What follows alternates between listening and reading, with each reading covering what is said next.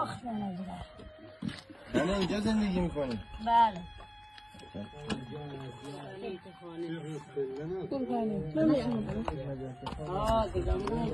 گاز اذیتت نمیکنه بوی گاز؟ بگه چاری چیکار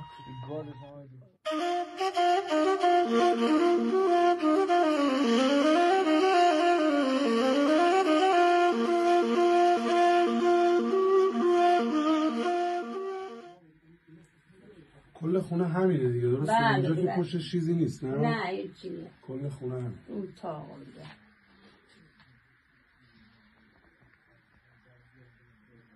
پایی که مثلا باشه ولی بالا شدن سخت بره. خدا کمکمون میکنه. حالا بذار من برم.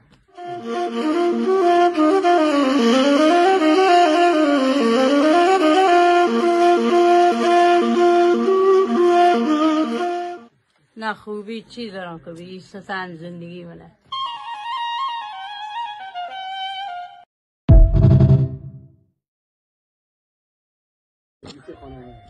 آخ نه اینجا زندگی میکنی؟ بله.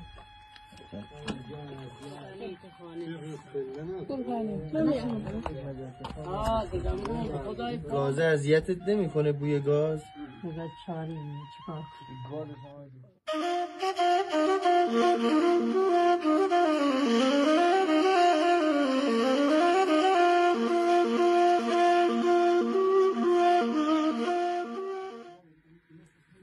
کل خونه همینه دیگه درسته؟ بله اینجا دیگه. تو پشت چیزی نیست نه؟ نه هیچی نه. کل خونه همین. اون تاق اونجا